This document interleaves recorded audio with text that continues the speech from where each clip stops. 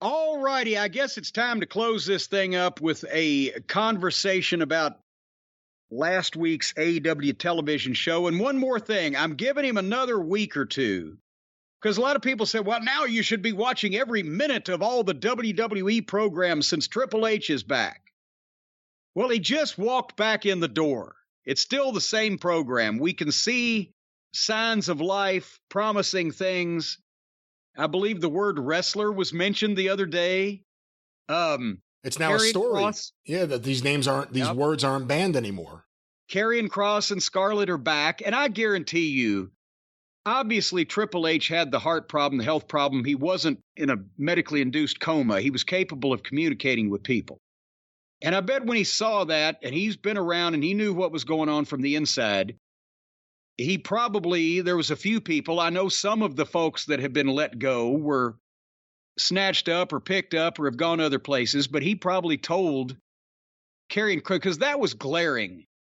I mean, now we don't know whether the guy's a crackpot or not in real life with the other people he hangs out with, the control your narrative bunch or whatever, but Triple H probably told Karrion Kross, don't sign anything. I'll get you back in here. They've made a drastic mistake. And that's probably what happened. Remember, they brought him up to the main roster, and then I think he lost to Jeff Hardy on his first night in. Yes, well, and then they took Scarlett away, and they gave him some goofy outfit, looked like, demolition costume made out of fucking some stuff you found in the janitor's closet or whatever. Considering the role that Triple H has now, how upset do you think he is that William Regal was released? Whoa!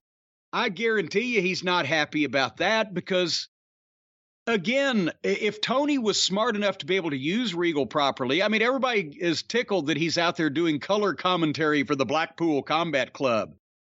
But if he was the on-camera voice of the promotion, the face and the voice and the guy to lay things down, then he would be able to help everybody draw money instead of being tied down into one thing.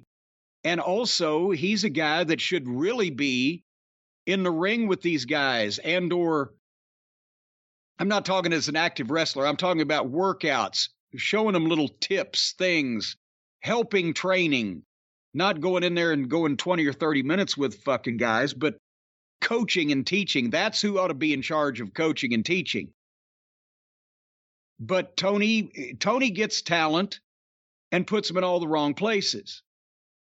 Whereas Vince would get talent and try to hammer them into the square hole that fit their round peg that he wanted them to be in or whatever. But anyway, nevertheless, we're going to give the WWF programs a week or two more to settle down because it's still kind of the same boring show because you can't turn the Titanic on a dime, but there's reason for hope.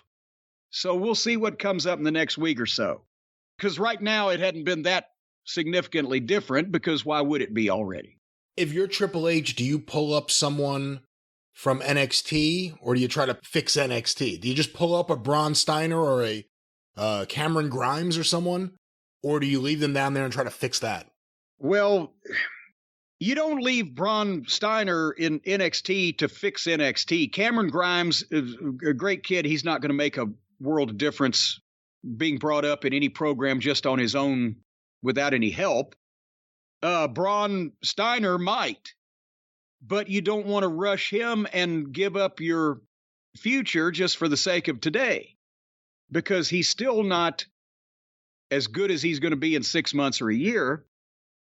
To be honest, they've already sabotaged NXT, and it's just been just a rotten show with rotten names of rotten talent, etc. I'd concentrate, if I was Triple H, on trying to shake up Raw and SmackDown, change the format, change the dreariness, get more action and excitement in the thing. Before you even bring up any other talent, you could certainly, anybody that's ever been in the wrestling business could write a better show than Raw and SmackDown is right now with the talent they got and in their sleep. Just change it back to a fucking wrestling show that's exciting instead of a goddamn endless parade of music and clownery and buffoonery that takes for fucking ever. That's why people zone out on it.